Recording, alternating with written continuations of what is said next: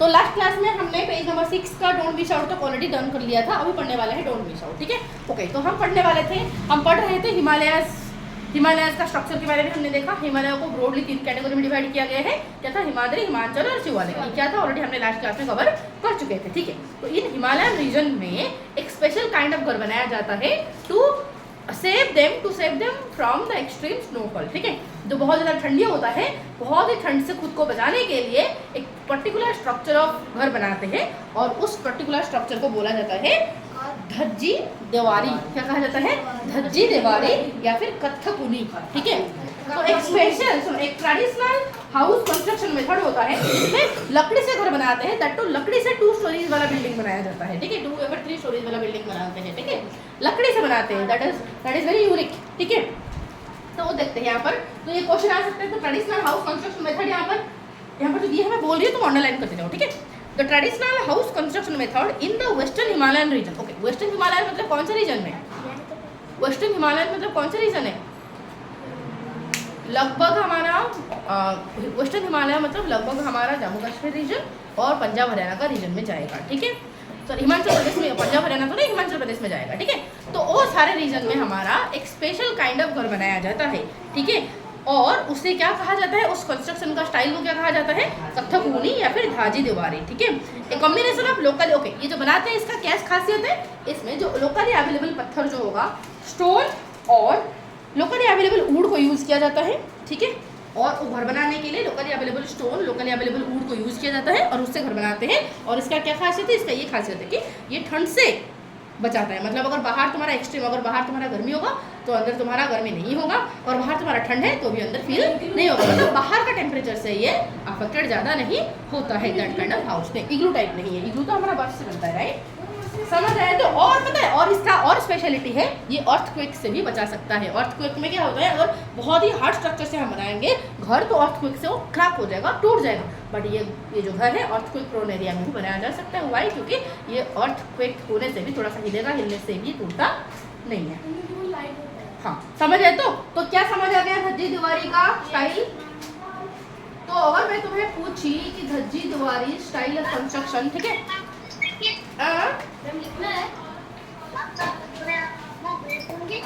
क्या, हाँ भेज दिया जाएगा, कोई बात नहीं, भेज दिया जाएगा, ठीक है। नहीं मत लिखो, अब भी मत लिखो, मैं फोटो दे दूँगी, घर में जाकर लिख देना, ठीक है। सुनो, तो धज्जी दीवारी स्टाइल है, धज्जी दीवारी style of house. Style of house के बारे में सपोज तुम्हें बोल दिया गया 3 मार्क का लिखो, तो क्या लिखोगे, बताओ कैसे लिखोगे। First, it is found in western Himalayan region, in western Himalayan, ठीक है, वेस्टर्न हिमालयन एरिया में पाया जाता है। और क्या, ये बनता कैसे है, लोकली अवेलेबल स्टोन और वुड को यूज करके बनता है, ठीक है।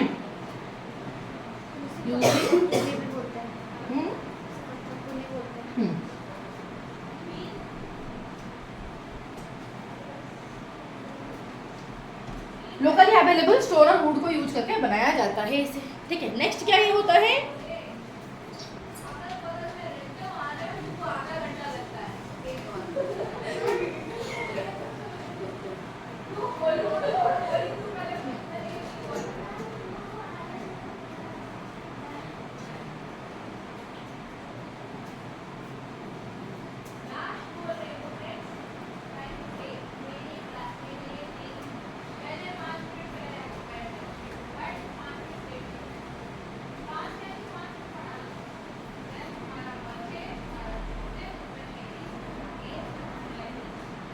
क्लियर हुआ। तो चलो, तो यहाँ पर क्या बोला जा रहा है, यहाँ पर दिया है, मतलब ये जो अगर 2-3 मार्क का ये पूछ लिया गया तो आराम से लिख सकते हो। तो धज्जी दीवारी या फिर कत्थकुनी जो स्टाइल ऑफ हाउस है, ये कहाँ पर पाया जाता है, ये वेस्टर्न हिमालय में पाया जाता है। और क्या है, यूजिंग लोकल अवेलेबल स्टोन और वुड्स, इसे यूज करके बनाया जाता है। और ये घर को ठंडी में वार्म रखता है और अर्थक्वेक से जो डैमेज होता है उस डैमेज को ये रोकता है। Got it, all clear. अब नेक्स्ट चलते हैं, डोंट मिस आउट में क्या दिया है, नेक्स्ट में दिया है तो great Himalaya national park in Himachal Pradesh has a wide diversity of flora and fauna. मतलब ये है जो हिमालयन रेंज में इस तरह तो आर्किटेक्चरल स्टाइल पाया जाता है, और हिमालयन रेंज में बहुत तरह तरह के एनिमल पाए जाते हैं, बहुत तरह तरह के वाइल्ड लाइफ बायोडाइवर्सिटी पाया जाएगा, राइट। उसको प्रिजर्व करने के लिए हमारे गवर्नमेंट ने एक बड़ा सा पार्क डिक्लेयर करके रखा है, नेशनल पार्क डिक्लेयर करके रखा है। और उस पार्क का नाम क्या है? Great Himalayan national park. ठीक है, क्या है उसका नाम? Great Himalayan national park. ठीक है, ये कहाँ पर है? कौन सा स्टेट पर है? हिमाचल प्रदेश में है। कहाँ पर है? हिमाचल प्रदेश में है। ठीक है, इसमें बहुत ही तरह तरह के प्लांट्स, बहुत ही तरह तरह के एनिमल्स पाए जाते हैं। ठीक है, क्या गया है? रहता था। तो हिमालयन का ये जो रीजन है ये बहुत ही ज़्यादा एनवायरनमेंट के लिए, मतलब ये जो इसका एनवायरनमेंट, इसका जो इकोलॉजी है बहुत ज़्यादा सेंसिटिव है। थोड़ा सा इधर उधर तो कुछ कंस्ट्रक्शन लगा कर दोगे, थोड़ा सा कुछ इंडस्ट्री हो जाएगा, थोड़ा सा कुछ भी तो बड़े बड़े बिल्डिंग बना दोगे तो यहाँ पर क्या हो सकता है? डैमेज हो सकता है। कैसे होगा? लैंडस्लाइड हो जाएगा, कुछ और हो जाएगा। ठीक है, तो मतलब ये नेचुरल डिजास्टर बहुत ज़्यादा दिखाई देगा, क्योंकि यहाँ पर जो एनवायरनमेंट है ये बहुत ज़्यादा सेंसिटिव होता है। थोड़ा सा भी कुछ बैलेंस बिगड़ेगा तो जाएगा। ठीक है, तो इसलिए इस चीज़ को प्रोटेक्ट करने के लिए गवर्नमेंट हमारा इस एरिया में, पर्टिकुलरली हिमाचल प्रदेश में, great Himalayan national park declare करके रखे हैं इस एरिया का प्लांट और एनिमल को प्रोटेक्ट करके रखने के लिए। ये पार्क कहाँ पर है? हिमाचल प्रदेश पर। कहाँ पर है? हिमाचल प्रदेश पर। ठीक है, ओके। यहाँ पर जो है सिर्फ ये जो पार्क है ये बहुत ज़्यादा इंपॉर्टेंट बन जाता है। क्यों इंपॉर्टेंट बन जाता है? तो ये हमारे ह्यूमन सोसाइटी के लिए, पूरा दुनिया के लिए इतना इम्पोर्टेंट है। इसका प्लांट्स और इसमें रहने वाले एनिमल्स बहुत ही ज़्यादा इम्पोर्टेंट है। जब कोई भी जगह पूरा दुनिया के लिए, पूरा अर्थ के लिए इम्पोर्टेंट बन जाता है तो उस जगह को यूनेस्को हेरिटेज साइट डिक्लेयर कर दिया जाता है। ठीक है, क्या डिक्लेयर कर दिया जाता है? UNESCO world heritage site declare कर दिया जाता है। ठीक है, UNESCO world heritage site declare कर दिया जाता है। यूनेस्को वर्ल्ड हेरिटेज साइट क्यों डिक्लेयर करता है किसी जगह को? कोई जगह बहुत ही ज़्यादा इंपॉर्टेंट हो जाता है, कोई ज्योग्राफी के हिसाब से, अर्थ का एनवायरनमेंट के हिसाब से, क्लाइमेट चेंज के हिसाब से, अगर कोई जगह पूरा दुनिया के लिए इंपॉर्टेंट हो जाता है तो उसे UNESCO heritage world heritage site declare कर दिया जाता है। इसे डिक्लेयर करने से क्या फायदा है? क्यों डिक्लेयर करें हम? ये फायदा ये है बेटा, अगर किसी जगह को UNESCO world heritage site declare कर दिया जाता है तो पूरा दुनिया भर लोग इसको जान लेंगे, राइट? पूरा दुनिया में ये फेमस हो जाएगा। जब अगर ये जगह बहुत ज़्यादा फेमस हो जाएगा तो फिर इस जगह को प्रोटेक्ट करने के लिए और सपोर्ट मिलेगा कि नहीं? फंड मिलेगा, और बहुत सारे फंड मिलेगा। ओके, वर्ल्ड गवर्नमेंट से मिलेगा, दूसरे कंट्री से मिलेगा, बहुत सारा फंडिंग होगा, गवर्नमेंट का भी फंडिंग मिलेगा, तो अच्छे से प्रोटेक्शन दिया जा सकता है। और क्या है, और ये बहुत ज़्यादा फेमस हो जाता है तो बहुत सारे टूरिस्ट आते हैं। ठीक है, बहुत ज़्यादा टूरिस्ट आएंगे, अच्छा खासा इनकम भी होगा, है कि नहीं? दैट्स व्हाई एक जगह को UNESCO world heritage site declare कर दिया जाता है। समझ आया? तो मतलब ये फायदा है। यूनेस्को अगर वर्ल्ड हेरिटेज साइट डिक्लेयर करते हैं किसी जगह को तो ये फायदा है, उसका प्रोटेक्शन रूल्स और ज़्यादा स्ट्रिक्ट हो जाएगा और उस वहाँ पर लोग विजिट करने के लिए पूरा दुनिया से उसका रिकॉग्निशन मिल जाएगा, पूरा दुनिया से टूरिस्ट आएंगे विजिट करने के लिए। डन? इतनी सी अगर बात हो गई तो आगे बढ़े। तो यहाँ पर दिया है कुछ हमारा ग्रेट हिमालय नेशनल पार्क में कुछ प्लांट्स और कुछ एनिमल जो पाए जाते हैं। यहाँ पर कुछ एनिमल्स का नाम दिया है। क्या दिया है? देखो, फर्स्ट पिक्चर में हमारा जो दिया है, फर्स्ट पिक्चर में क्या दिया है? ये पूरा सीनरी दिया है, पूरा great Himalaya national park conservation area का ये पूरा सीनरी है। ठीक है, ये जो पिक्चर है पूरा ग्रेट हिमालय नेशनल पार्क का पूरा सीनरी है। ठीक है, 2 नंबर में क्या दिया है? 2 नंबर में पिकअप दिया है जो कि यहाँ पर पाया जाता है। ठीक है, पिकअप हिमालयन मोनाल मेल, ये कौन सा है? पिकअप है, पिकअप की तरह ही दिख रहा है बट पिकअप की नहीं है। ठीक है, ओके। यहाँ पर क्या है? ये मोनेस्ट्री है जो कि लद्दाख में है। ठीक है, और ये जो ब्यास रिवर इन हिमाचल प्रदेश और स्नो लेपर्ड दिया है।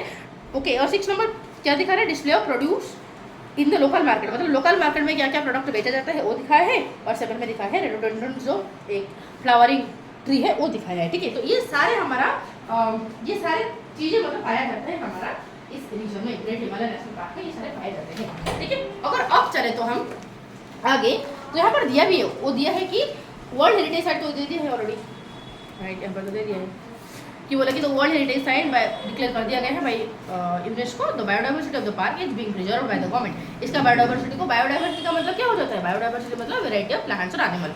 बायोडाइवर्सिटी का मतलब क्या हो जाता है?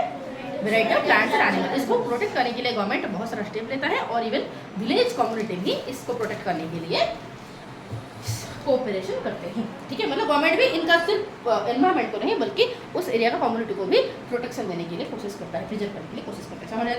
तो खत्म ये। अब आगे चले तो फिर नेक्स्ट दिया है तुम्हारा। ओके, तो अभी तक हमने माउंटेन रीजन लर्न कर दिया पूरा। हमने हमारा जियोग्राफी को पूरा कितने पार्ट में हमने डिवाइड किया था? माउंटेन था, प्लेन था, और क्या था? डेजर्ट था, प्लेटू था, और क्या था? आइलैंड था। ठीक है, इन सारे कैटेगरी में हमने डिवाइड किया था। ओके, उसमें से फर्स्ट कैटेगरी हमने डन कर दिया। अब ये रहा हम सेकंड कैटेगरी पढ़ने वाले हैं, डेजर्ट। ठीक है, हाँ क्या बोल रहे हो यार? हाँ होगा, मैं बोली शुरू में ही। ठीक है, और वही डेजर्ट के बारे में पढ़ने वाले हैं। ठीक है, वही हम डेजर्ट के बारे में पढ़ने वाले हैं। सुनो, डेजर्ट मतलब क्या है बेटा? एक ऐसा एरिया जहाँ पर एक्सट्रीम टेम्परेचर पाया जाता हो, या तो एक्सट्रीमली हीट होगा या तो एक्सट्रीमली कोल्ड होगा, जो भी हो, बट एक्सट्रीम क्लाइमेट यहाँ पर हमारा होगा। ठीक है, तो एक्सट्रीम क्लाइमेट यहाँ पर अगर होता है किसी जगह में, एक्सट्रीम क्लाइमेट अगर होते हैं तो उस जगह को हम बोलते हैं डेजर्ट। और लो रेनफॉल, बहुत ही बेयर मिनिमम रेनफॉल यहाँ पर होता है। ठीक है, और फर्टाइल तो बिल्कुल भी नहीं होता है, बैरन लैंड होता है। कैसे लैंड होता है? बैरन लैंड मतलब नो वेजिटेशन, मतलब कोई भी ट्री पेड़ पौधे तुम्हें दिखाई नहीं देगा। और ये सारे फीचर होगा तो मैं उसे क्या कह सकती हूँ? डेजर्ट कह सकती हूँ। क्या कह सकती हूँ?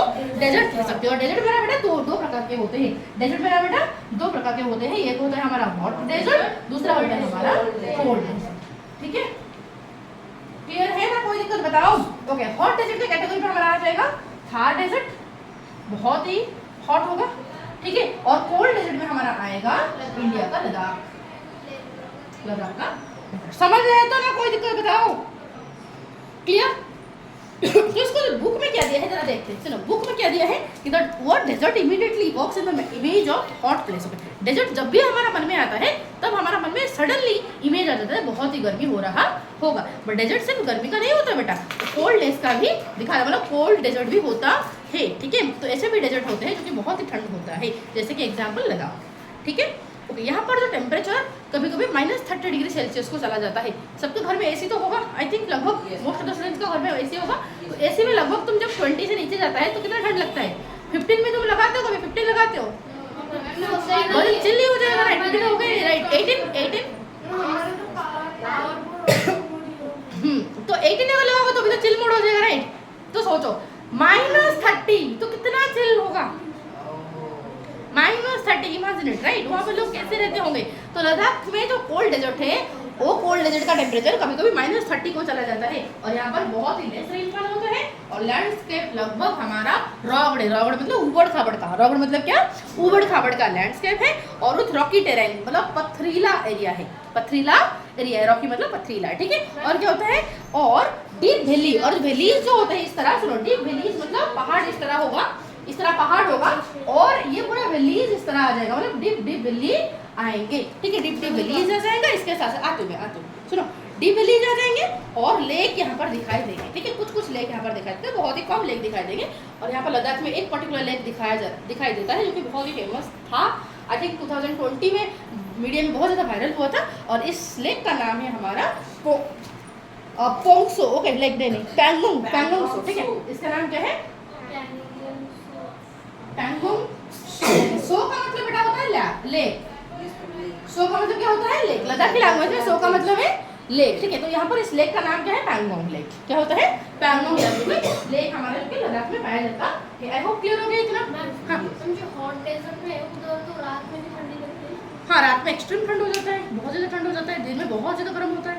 ठीक है, चलो अब क्या ये समझ आ गया? तुम्हें जो बोला गया समझ आ गया? तो यहाँ से क्या क्वेश्चन कुछ आ सकते हैं? क्या आती है? देखो कैसे क्वेश्चन आएगा, मैं जब ठीक पढ़ा देती हूँ फिर बोलूँगी क्या क्या क्वेश्चन आ सकता है इससे। ठीक है, फिर मैं क्वेश्चन लिख दूँगा, कल जाके तुम्हें घर में आंसर लिख के लाना पड़ेगा, मैं चेक करूँगी। ठीक है, चलो अब देखो, सुनो, तो यहाँ पर बोलते हैं टेरेन हांच रिजेंबल्स। ओके, तो टेरेन मतलब यहाँ पर जो लैंड एरिया है हियर रिजेंबल्स मतलब क्या दिखाता है? शो करता है, किस चीज़ को दिखाता है? मून लाइक दिखाता है। मतलब ये जो एरिया है, जो लैंड एरिया है इसका, ये हमारा दिखता है मून जैसे, मतलब मून को रिजेंबल करता है। मून का जैसे कि मून का सरफेस कैसे होता है? मून का सरफेस में बहुत ज़्यादा उबड़ खाबड़ है, कहीं पर पूरा खाई आ जाएगा, कहीं पर बहुत ज़्यादा माउंटेन आ जाएगा। ठीक है, पूरा ड्राई एरिया है, पूरा माउंटेन, मतलब माउंटेन बहुत सारे पाए जाते हैं और बारिश तो बिल्कुल भी, पानी तो है ही नहीं, डॉस्टी है। तो इस तरह लैंड कुछ हमारा लद्दाख में पाया जाता है, क्योंकि मून का सरफेस जैसे इसका सरफेस है इसलिए इसको मून लैंड भी कहा जाता है। क्या कहा जाता है? इसको मून लैंड भी कहा जाता है। समझ आ गया अच्छे से? ठीक है, तो geologist explain explain the formation of this terrain as we saw earlier by the fact that mountains were folded when the Indian landmass collided with Eurasia, and this folded portion was part of an ocean, and so the rock in this area are made largely of the sand and clay. मतलब क्या बोला है कि जो लद्दाख में जो area है, लद्दाख में जो पत्थर पाया जाते हैं, जो पहाड़ पाया जाता है, पता है जब हमारा तुम्हें बोली थी हिमालय कैसे बना था, तुम्हें स्टोरी बताया गया था राइट, जब इंडियन प्लेट जाके यूरेशिया प्लेट के साथ टकराया था तब बना था, है कि नहीं? लास्ट क्लास में मैं तुम्हें ये समझा भी रही थी, ठीक है। जब जाके टकराया तो जहाँ पर पूरा दो प्लेट थे जो यहाँ पर टकराए राइट, ये जो प्लेट टकराया गए एक दूसरे के साथ टकराए तो ये तो उठ गया, ये क्या हो गया? उठ गया, ये उठ के हमारा क्या हो गया? पहाड़ बन गया। बाकी इसका तो नीचे वाला एरिया था, सपोज ये छोटा सा प्लेट था, सपोज ये छोटा सा प्लेट था, ठीक है, तो छोटा सा प्लेट था, यहाँ पर कुछ था समथिंग सी का पार्ट था, यहाँ पर कुछ था, ठीक है, तो ये जो ऊपर उठ गया ये तो बन गया हमारा पहाड़। बट जो लद्दाख का रीजन था वो कभी सी का पार्ट हुआ करता था, वो क्या होता था? सी का पार्ट, मतलब कभी और लद्दाख में जो पत्थर पाया जाता है, जो लैंड है लद्दाख का लैंड कभी सी का पार्ट, ओशन का सरफेस हुआ करता था। बट जब ये टकराया तो फिर उठ गया, ओशन का सरफेस इतना उठा कि वो पहाड़ बन गया, और पहाड़ जैसे बन गया पूरा लद्दाख इतना हाइट बन गया, ठीक है, हाइट बन गया राइट। ओके, लद्दाख में जो पत्थर पाया जाता है, रॉक पाया जाता है, बहुत ही रॉक होते हैं राइट, तो ये जो पत्थर है कभी ये सी का सरफेस हुआ करते थे, बट अभी वो उठ गए हैं। हाँ, तो मैं ये बोलने वाली थी कि जो लद्दाख का जो लैंड आज हम देख रहे हैं, ये कभी जियोलॉजिस्ट बताते हैं कि ये कभी जब हमारा इंडियन प्लेट और यूरेशियन प्लेट एक दूसरे से टकराए तब लद्दाख का भी जो लैंड था वो सी का पार्ट हुआ करता था, बट वो भी उठ गया और अभी लद्दाख बन चुका है। लद्दाख का जो रॉक पत्थर बनाते हैं, इसीलिए ओके कैसे पता चलेगा? क्योंकि लद्दाख में जो रॉक पाया जाता है बेटा वो सैंडस्टोन से बना है। तो सोचो इतना दूर में हमारा लद्दाख तो समुद्र से आज बहुत दूर है, बट वहाँ पर सैंडस्टोन कहाँ से आया होगा? जो कि यूजुअली सी में पाया जाता है, वो कहाँ से आया होगा? डेफिनेटली वो कभी सी का पार्ट हुआ होगा। ओके, इसलिए ये जियोलॉजिस्ट एक्सप्लेन करते हैं, तो बोले कि ये जो है यहाँ पर जो माउंटेन पाया जाता है, यहाँ पर तुम देख भी रहे होगे, यहाँ पर जो माउंटेन पाया जाता है तुम देख भी पा रहे हो कैसे फोल्डेड है, देखो ना कैसे फोल्ड है माउंटेन में, देखो ना कैसे फोल्ड है माउंटेन में, ठीक है। कहाँ देख रहा है? पढ़ा या कुछ और जा रहा है, ये देख कुछ और रहा है, ठीक है। तो ये क्या है? ये फोल्ड यहाँ पर है राइट, तो ये फोल्डेड क्यों हुआ है? क्योंकि ऑब्वियसली दो प्लेट जब टकराए तो क्या हुआ? लैंड धीरे धीरे फोल्ड बनता गया, ठीक है, तो इसीलिए यहाँ पर फोल्ड दिखाई देता है। तो ये सारी चीज़ें हमें प्रूफ दिखाते हैं, ये सारी चीज़ें हमारा प्रूफ देते हैं कि हाँ कभी लद्दाख का लैंड सी का पार्ट हुआ करता था, और जब यूरेशिया प्लेट और इंडियन प्लेट टकराए एक दूसरे के साथ तो ये सारे लैंड इस तरह बने हैं, ठीक है। तो बोला कि by the fact that the mountains were folded when the Indian landmass collided with Eurasia, and this folded portion was part of ocean, और जो folded portion बन गया वो कभी पार्ट हुआ करता था ओशन का। यहाँ पर जो रॉक पाया जाता है ये लार्जली सैंड और क्ले से ही बना है, इसका मतलब डेफिनेटली पत्थर, देखो सैंडस्टोन कहाँ पाया जाता है? वो समुद्र का हिस्सा ही होगा डेफिनेटली राइट, क्योंकि समुद्र में इतना सारा सैंड होता है, और सैंड जब डिपोजिट होते होते बहुत ज़्यादा टाइटली पैक हो जाता है तभी हमारा बन जाता है सैंडस्टोन, है कि नहीं। तो ऑब्वियसली समुद्र में पाया जाता है, लद्दाख में कहाँ से आया? डेफिनेटली कभी ये ओशन का पार्ट हुआ होगा, ठीक है ना, इसीलिए। तो wind and rain have eroded the mountain into the shapes you see in the photograph। Okay, यहाँ पर जो हमारा इस तरह फोल्ड का जो माउंटेन बना है, इस तरह जो फोल्ड का जो माउंटेन बना है बेटा, ये फोल्ड माउंटेन अभी थोड़ा क्लियरली विजिबल नहीं हो पा रहा है, क्यों? क्योंकि बारिश की वजह से, विंड की वजह से ये धीरे धीरे इरोड होता गया है, ठीक है, इरोजन हुआ है, लैंड इरोजन की वजह से ये अभी थोड़ा प्लेट होने लगा है, ठीक है। हाँ, आवाज़ तो मेरी कोई प्रॉब्लम नहीं हुआ है, बिकॉज यहाँ पर पूरा वाईफाई आराम से कनेक्टेड है, कोई दिक्कत नहीं, शायद तुम्हारा नेटवर्क प्रॉब्लम है, ठीक है। आवाज़ सबको आ रहा है ना, सिर्फ सबको ऐसे प्रॉब्लम हो रही है? हेलो, अच्छे से नहीं आ रहा है। नहीं आ रही है, ठीक है। ओके, तो इस बात को हम लिखे कैसे मैम? क्या क्वेश्चन क्या आ सकता है? ठीक है, तो बोला कि क्वेश्चन आ सकता है ऐसे, क्वेश्चन ये आएगा, लिखना है, ठीक है, इसे कल आंसर दे के आना है तुम्हें, ठीक है, कि हाउ डिड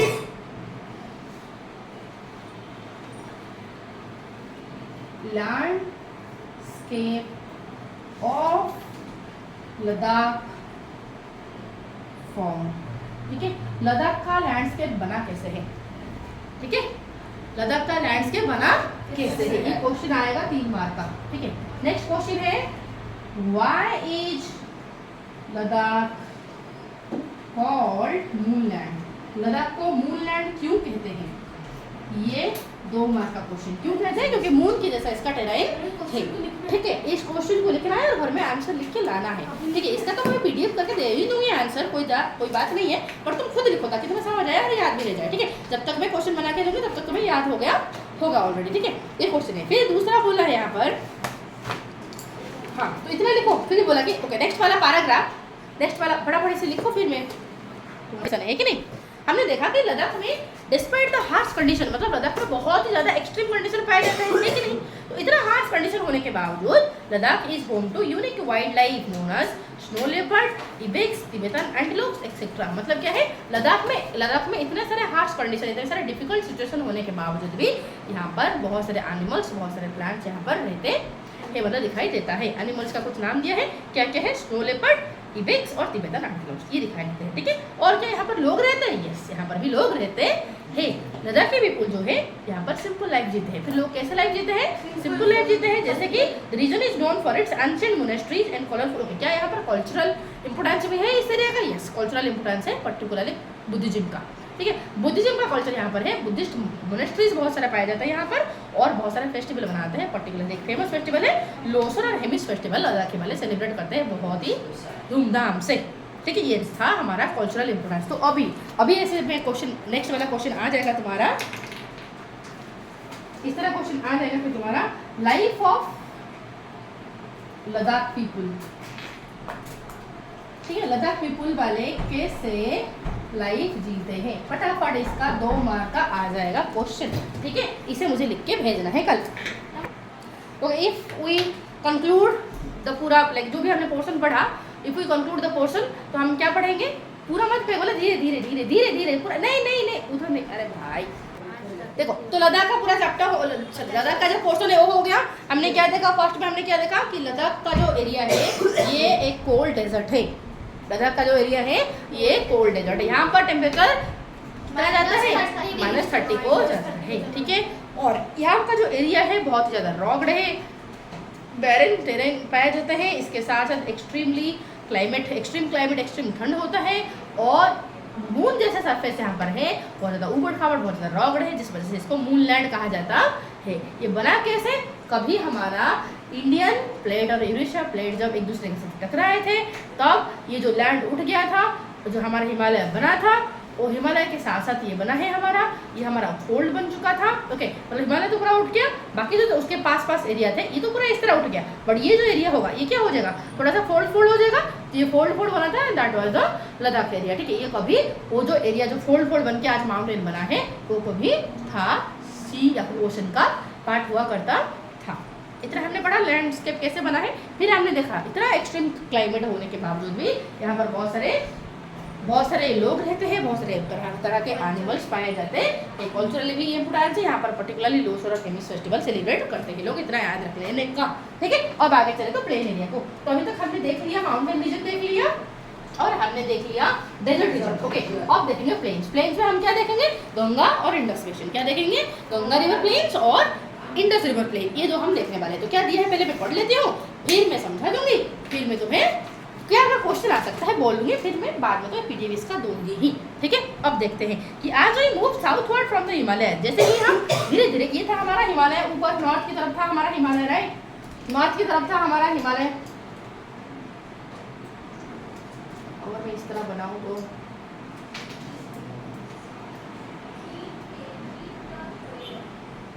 तो भी अजीब बनेगा, और जो भी, ठीक है। तो ये यहाँ पर था हमारा हिमालयस, राइट, ओके। हिमालय से थोड़ा सा हम साउथ जाएंगे तो ये जो रीजन आता है इसे हम बोलते हैं प्लेन रीजन। क्या बोलते हैं इसे हम, प्लेन एरिया। क्या बोलते हैं इसे हम, प्लेन रीजन, ठीक है। तो आज we move southward from the Himalaya से जैसे हम नीचे की तरफ थोड़ा जाएंगे, we reach the vast and fertile Gangetic plain. इस रीजन में हम गांगेटिक प्लेन में पहुंचते हैं। ये एरिया कैसे है, ये बहुत ज्यादा वास्ट है और बहुत ज्यादा फर्टाइल है, ठीक है, बहुत ज्यादा वास्ट है। फर्टाइल मतलब बहुत ही अच्छे से खेती यहाँ पर किया जा सकता है, ठीक है। साम्राज्य, तुमने फिर से वीडियो ऑफ किया, मैं तुम्हें अभी रिमूव किया,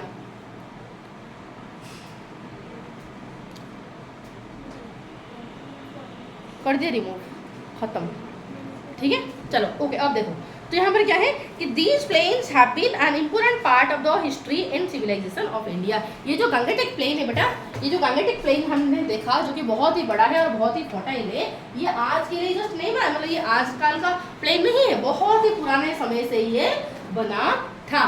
कौन सा टाइम पीरियड से? हिस्ट्री का बहुत ही पुराना टाइम, जैसे कि हमारा वैदिक टाइम पीरियड से। कब से? वैदिक टाइम। वैदिक टाइम मतलब हड़प्पन सिविलाइजेशन गया हमारा खत्म, हड़प्पन सिविलाइजेशन के बाद जो सिविलाइजेशन बना उस टाइम पीरियड में वो जो वैदिक सिविलाइजेशन बना था, जो वैदिक सिविलाइजेशन बना था वो इस गंगेटिक प्लेन का एरिया में बना था। समझ आया था अच्छे से? तो that's why from historical point of view this, अगर मैं हिस्टोरिकल पॉइंट ऑफ व्यू से देखूं तो ये जो एरिया है, ये गंगेटिक प्लेन जो एरिया है, ये बहुत ज़्यादा कल्चरली और सिविलाइजेशनल इंपोर्टेंस रखता है। समझ आए तो? क्लियर हुआ ना? कोई बात बताओ। सामने जाओ, अगर फिर से तुमने वीडियो ऑफ किया तो पक्का काटने वाली हूँ मैं, ठीक है? रिमूव कर दूंगी। ओके ओके ओके ठीक है, बोल के भी जाता। आप देखो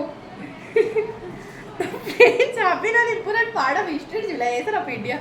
These plains are nourished by mighty rivers originating from the Himalayas, providing a vital lifeline water. मतलब क्या है? इस एरिया जो है, ये एरिया फर्टाइल है। कोई मुझे बता सकते हैं क्यों फर्टाइल है? क्यों फर्टाइल है ये? क्योंकि इस रीजन में जो नदी बहते हैं, माइटी रिवर मतलब बहुत ही पावरफुल रिवर जो बहते हैं, बहुत ही बड़े रिवर जो यहाँ पर बहते हैं, उन नदी के वजह से ये फर्टाइल है। क्यों फर्टाइल है? क्योंकि ये नदी हमारा ओरिजिन होता है यहाँ से, हिमालयन रीजन से ये नदी ओरिजिन होते हैं। और हिमालयन रीजन से जब ये नदी आते हैं बहते बहते, तो बहुत सारा सॉइल एरिया क्रॉस करके आते हैं, बहुत सारा लैंड एरिया को धो के आते हैं। तो जब लैंड को ये क्रॉस करके आते हैं तो लैंड में जो मिनरल होते हैं वो नदी धो के ले आते हैं, ठीक है? बहुत सारा जो मिनरल आता है तो यहाँ पर ये जब बारिश होता है बहुत ज़्यादा तो फ्लड होगा, फ्लड होगा तो ये सारा एरिया कवर कर लेते हैं नदी। जब सारा एरिया कवर कर लेंगे, जो मिनरल धो के लाए होंगे इन एरिया में वो डिपोजिट कर देते हैं। जब फ्लड पानी जो भर जाता है तो धीरे धीरे पानी अपने रास्ते में जाने लगता है, बट यहाँ पर जो मिनरल सारे डिपोजिट हो जाते हैं, that makes the land fertile. समझ आया? तो नदी का बैंक में इस तरह, सपोज ये रिवर जा रहा है तो जब फ्लड आता है तो रिवर के इस तरफ लैंड है, इस तरफ भी लैंड है, दोनों तरफ हमारा लैंड है। जब हमारा यूजुअली नदी का रास्ता ये होता है, बट फ्लड आने के टाइम पीरियड में नदी पूरा ओवरफ्लो होकर इतना ज़्यादा वाइड हो जाता है। जब ओवरफ्लो होकर जाता है तो नदी के साथ तो बहुत सारे मिट्टी भी आता होगा धो के, है कि नहीं? बहुत सारी मिट्टी, बहुत सारे सैंड सब लेके आता है नदी, तो ये क्या करता है, इन रीजन में डिपोजिट करता है। जब डिपोजिट करता है तो फिर नदी का पानी जब घट जाता है तो वापस अपने रास्ते में नदी जाने लगता है, और ये दोनों रीजन क्या बन जाते हैं पूरा, उसके दोनों तरफ हमारा बहुत ज़्यादा फर्टाइल बन जाते हैं, ठीक है? दैट्स व्हाई ये रीजन क्या है, बहुत ही ज़्यादा फर्टाइल है। क्यों? Because this is the region fed by a lot of rivers, ठीक है? बहुत सारे रिवर्स में क्यों बोल रहे हो? क्योंकि यहाँ पर 2 मेन रिवर है, भले ही 2 मेन रिवर है, उनका बहुत सारे ट्रिब्यूटरीज है। दैट्स व्हाई, समझ आया? तो इतने सारे रिवर यहाँ पर बहने के कारण ये एरिया पूरा फर्टाइल बन जाता है, ठीक है? फ्लड प्लेन फॉर्मेशन कह सकते हैं, ठीक है? अब आगे चले तो ये जो एरिया है, ये गंगा और इंडस रिवर, गंगा और ब्रह्मपुत्र रिवर, इंडस तो नहीं, गंगा और ब्रह्मपुत्र रिवर जब बहते हैं तो अब ये एरिया हमारा गंगेटिक बेसिन पूरा बनाता है, और ये जो एरिया हमारा है इस एरिया को हम गंगेटिक प्लेन कहते हैं। और ये एरिया इन 2 रिवर के वजह से फर्टाइल होता है, और ये एरिया को पूरा लाइफ लाइन प्रोवाइड करता है गंगा रिवर या फिर ब्रह्मपुत्र रिवर। क्यों लाइफ लाइन क्या प्रोवाइड करते हैं मैम? देखो, हम जिएंगे, कैसे जिएंगे? पानी होगा तभी हम जी पाएंगे, ठीक है? तो पानी को हम लाइफ लाइन कहते हैं। तो इस एरिया को जीने के लिए लाइफ लाइन मतलब पानी कौन देता है? नदी नहीं देते हैं, इसलिए ये 2 नदी उन्हें लाइफ लाइन प्रोवाइड करते हैं। तो हम कह सकते हैं Ganga river is the lifeline to the Gangetic plain region. समझ आया? तो अब आगे हम चल सकते हैं। फिर बोला कि the Ganga, Indus and Brahmaputra river system along with their extensive network of tributaries enrich the soil with minerals, making the region highly fertile and ideal for agriculture. Okay, wait, क्या बोला है? ये मैं बिठा दूँ अच्छे से? और मैम डॉक्टर लेके चले गए। चलो देखो, अब यहाँ पर बोला है, बोल दो the reverse bring with them, मतलब ये जो नदी है गंगा रिवर, इंडस रिवर और ब्रह्मपुत्र रिवर, ठीक है? सपोज मानो कि ये गंगेटिक प्लेन है, जो कि ये हिमालयन रीजन है, हिमालयन रीजन के जस्ट साउथ में है, हिमालयन रीजन के जस्ट साउथ में पाया जाता है। यहाँ पर होते हुए गंगा नदी जाता है इस तरह, फिर हमारा इस तरह ब्रह्मपुत्र नदी आता है, फिर हमारा यहाँ पर इंडस रिवर जाता है इस तरह। डन?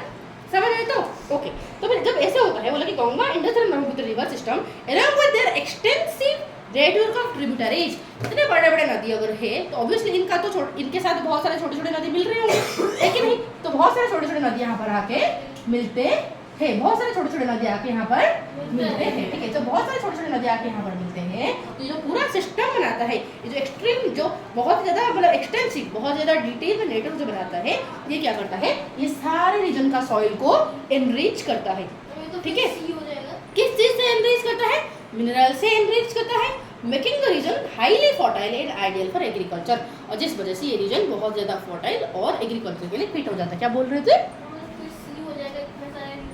नहीं, फिर यहाँ पर बीच बीच में लैंड है ना, सी कैसे होगा, ठीक है। तो समझ आए तो ओके। तो फिर यहाँ पर बोलेंगे the river brings with them minerals that enrich the soil, हो गया। Rivers are also source of generating electricity. Okay, ये सिर्फ जो नदी बहते हैं, ये सिर्फ एग्रीकल्चरल लैंड नहीं बनाते हैं, ये जो लैंड को फर्टाइल नहीं बनाते हैं, बल्कि ये हमें इलेक्ट्रिसिटी जनरेट करने में भी हेल्प करते हैं। कैसे?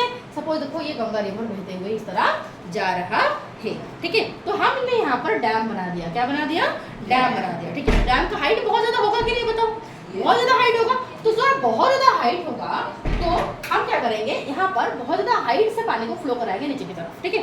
फिर नीचे होगा हमारा टरबाइन, तो पानी का फ्लो की वजह से टरबाइन घूरेगा, जब टरबाइन घूरेगा तो हमारा इलेक्ट्रिसिटी जनरेट होगा, ठीक है। तो डैम में इस तरह ही हमारा बना, डैम से इस तरीके से ही हमारा इलेक्ट्रिसिटी जनरेट किया जाता है, ठीक है। तो ये नदी हमें इलेक्ट्रिसिटी जनरेट करने में भी हेल्प करते हैं, और उसके साथ साथ इतना बड़ा लार्ज पॉपुलेशन इसी प्लेन में रहता है, क्योंकि इस प्लेन में भरपूर के एग्रीकल्चरल लैंड अवेलेबल है और भरपूर के खाना अवेलेबल है, क्योंकि एग्रीकल्चरल लैंड है तो खाना बनेगा बहुत ज़्यादा, तो खाना बन सकता है। इसके साथ साथ पानी भी पूरा प्लेंटी अमाउंट में अवेलेबल है, तो खाना जहाँ पर अवेलेबल है, पानी जहाँ पर अवेलेबल है, रहने के लिए पूरा फ्लैट एरिया, मतलब घर वगैरह बन भी सकता है, रास्ता भी बन सकता है, रेलवे लाइन भी बन सकता है। तो क्योंकि प्लेन एरिया है तो इसीलिए यहाँ पर सबसे ज़्यादा क्राउड दिखाई देता है।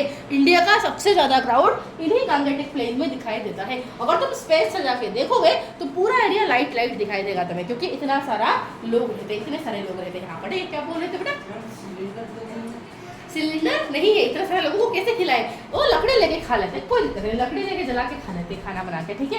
अब आगे देखो, फिर बोले यहाँ पर इतनी सी बात समझ आ चुका है, तो फिर आगे बढ़े हम। बोले कि तो यहाँ पर जो लैंड है, क्योंकि ये प्लेन एरिया है, तो प्लेन एरिया मतलब कोई उबड़ खाबड़ नहीं है, सीधा से इस तरह प्लेन एरिया है। तो अगर प्लेन एरिया है तो आराम से घर बन सकता है कि नहीं, बताओ?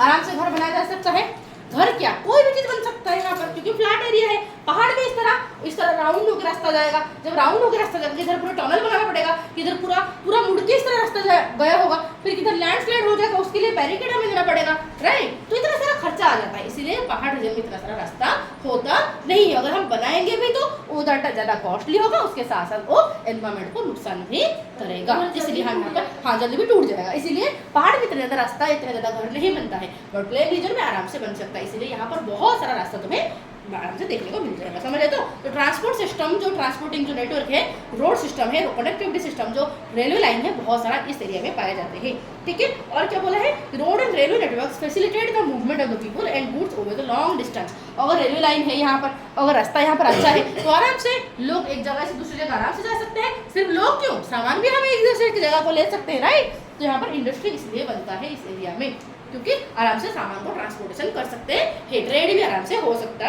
है। कोई दिक्कत? आगे चले, ठीक है। आज you will see the tapestry of past chapter Ganga, Brahmaputra and other rivers have been used for millennia for travel and trade. Okay, यहाँ पर जो है सिर्फ लैंड हमें ट्रांसपोर्टेशन फैसिलिटी नहीं प्रोवाइड करता, बल्कि यहाँ पर जो रिवर है, नदी भी हमारा ट्रांसपोर्टेशन फैसिलिटी प्रोवाइड करते हैं। बहुत सारा पुराना टाइम पीरियड में गंगा रिवर और हमारा इंडस रिवर के थ्रू ट्रेड हुआ करता था, ठीक है। गंगा रिवर, इवन ब्रह्मपुत्र भी, ठीक है, आज भी ब्रह्मपुत्र रिवर में ट्रेड होता है, ठीक है। गंगा, ब्रह्मपुत्र, इंडस रिवर, तीनों में हमारा ट्रेड करते थे लोग, मतलब जाया करते थे, बोट से जाया करते थे। हजारों साल पहले, मतलब हजारों साल तक ये नदी हमारा ट्रांसपोर्टेशन फैसिलिटी प्रोवाइड करता था, ठीक है। फिर यहाँ पर फिर बोला क्या, डोंट मिस आउट में बोला है, ओके। तो इतना तक हो गया, ठीक है। तो डोंट मिस आउट को मैं बाद में बोलती हूँ। इतना तक जो हमने पढ़ा, यहाँ पर उसके साथ साथ कुछ इमेज दिया है, जरा देख लेते हैं इसको इमेज देते हैं, क्या देख लेते हैं, फिर क्वेश्चन क्या आएगा मैं तुम्हें बोल दूँगा, ठीक है। तो क्या है, the modern agricultural practices in the plains. यहाँ पर दिखा है कि एग्रीकल्चरल चीज़ें, मॉडर्न एग्रीकल्चरल चीज़ें एक्सेप्टेबल है, मतलब ये पॉसिबल है सिर्फ प्लेन रीजन में, सिर्फ प्लेन रीजन में ये पॉसिबल हो पा रहा है, पहाड़ रीजन में ये पॉसिबल नहीं है, ठीक है। ओके, और क्या है, अगर एरियल व्यू मतलब ऊपर से जाके तुम देखोगे एरोप्लेन से तो कुछ फ्लैट दिखाई देगा, कुछ फ्लैट नजर आएगा, ठीक है, कुछ फ्लैट नजर आएगा क्योंकि इसका सरफेस ही फ्लैट होता है। यहाँ पर कोई मल्टी क्रॉपिंग यहाँ पर दिखाया है, ये जो फोटो में मल्टी क्रॉपिंग दिखाया है, मतलब एक से ज़्यादा क्रॉप यहाँ पर उगाते हैं लोग और बहुत ही ज़्यादा लोग यहाँ पर कल्टीवेशन करते हैं, तो इसलिए पैडी का पिक्चर यहाँ पर दिया है। पैडी उगाया जाता है, बसरा गेहूँ उगाया जाता है इस रीजन में, समझ आ गया अच्छे से, ठीक है। तो यहाँ पर तुम्हारा दिया गया है कि कैसे ट्रांसपोर्टेशन फैसिलिटी बहुत ही ज़्यादा एक्सटेंसिवली अवेलेबल है यहाँ पर, ठीक है। क्या रेलवे ट्रैक बहुत सारा है यहाँ पर और बोट में भी, नदी में भी हमारा ट्रांसपोर्टेशन अवेलेबल होता है, ठीक है। इसके साथ साथ यहाँ पर दिया है, अगर तुम स्पेस से देखोगे ऊपर जाके तो यहाँ पर इतना ज़्यादा लाइट तुम्हें दिखाई देगा इस रीजन में। क्यों इतना ज़्यादा लाइट दिखाई देता है? क्योंकि यहाँ पर बहुत ही ज़्यादा क्राउड दिखाई देता है। जब ज़्यादा लोग रहेंगे ज़्यादा तो लाइट जलेगा ही ना, ठीक है। ज़्यादा इंडस्ट्री बनेगा, ज़्यादा लाइट जलेगा। इतने बड़े बड़े शायद सिटी होगा कोई, ठीक है, कोई सिटी होगा तो बहुत लाइटेड एरिया होगा। समझ आ गया ना? कोई दिक्कत? अब यहाँ से क्या क्वेश्चन क्या आ सकता है मैम, क्या क्वेश्चन आ सकता है? इसको अभी अंडरलाइन करने का टाइम है, ठीक है। देखो अब अंडरलाइन करने का देखो या फिर क्वेश्चन लिखने का।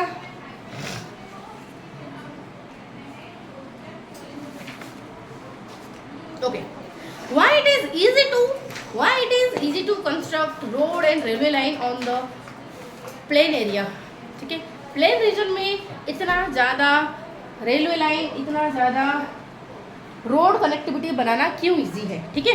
तो ये क्वेश्चन आ सकता है, why it is easy to construct, easy to build, why is it easy to build railway track and road connectivity in plain area in comparison to mountain area, ठीक है। अरे भाई इतने क्वेश्चन तुम्हारे आ सकते हैं यहाँ से, ठीक है। फटाफट मैं भेज दूंगी इसको, मैं भेज दूंगी, ठीक है। ऑर्डर मत, मैं भेज दूंगी। फिर तुम्हारा सुनो, तो फिर तुम्हारा ये हो गया, डोंट मिस आउट को चलते हैं। तो यहाँ से क्या क्वेश्चन आ सकता है, समझ आ गया अच्छे से? पूरा पोर्शन अच्छे से समझ आया, डन। फिर तुम्हारे यहाँ पर डोंट मिस आउट में क्या दिया है सुनो। तो डोंट मिस आउट में यहाँ पर हमारा इंडिया में जो नदी बहते हैं बेटा, मोस्ट ऑफ द रिवर्स का नाम हम फीमेल के हिसाब से देते हैं, ठीक। किसी का नाम हमने दिया गंगा, किसी का नाम दे दिया यमुना, किसी का नाम दे दिया सरस्वती, किसी का नाम दे दिया क्या यमुना, कावेरी, किसी का नाम दिया गोदावरी, ठीक है। ओके रुको, बोलती सुनो। तो इस तरह बहुत सारा, ओके, सिंधु, तो ये बहुत सारा नदी का नाम में से हमने लड़कियों के हिसाब से देते हैं, मतलब लड़कियों का नाम के नाम को इंडिकेट करता है। बट इस तरह एक रिवर है हमारा इंडिया में जो कि ब्रह्मपुत्र, और लड़कों का नाम को इंडिकेट करता है, मतलब मेल को इंडिकेट करता है, ठीक है। बट यहाँ पर कोई मुझे हाँ सिंधु भी मेल इंडिकेट करता है, ठीक है।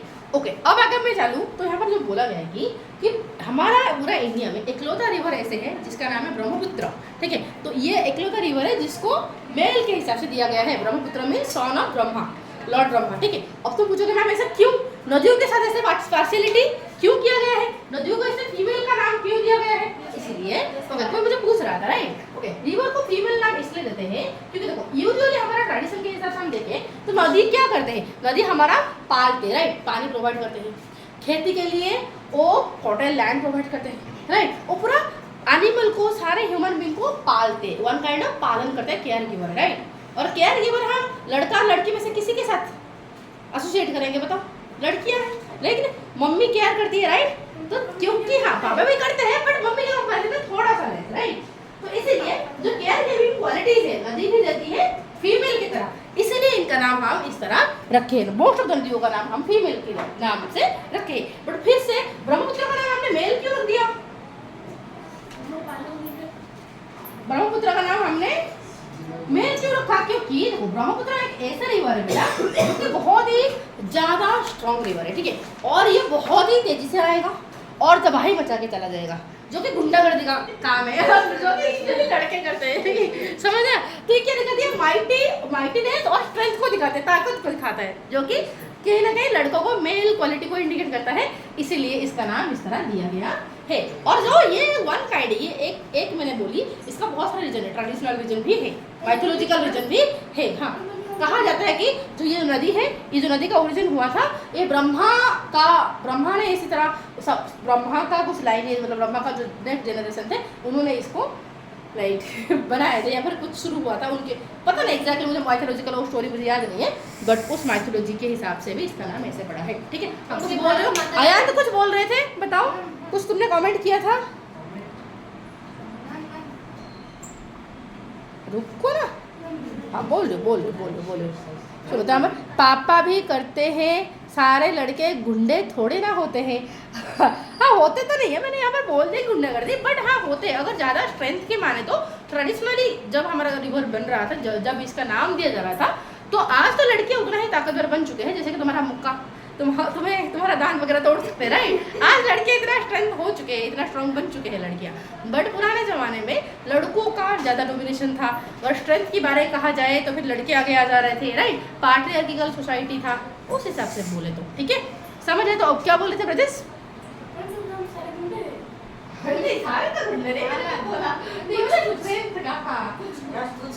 भारत माता की हाँ भारत माता, ठीक है। चल अब आगे चले, तो इतने से बात अगर क्लियर हो गया तो आगे बढ़े हम।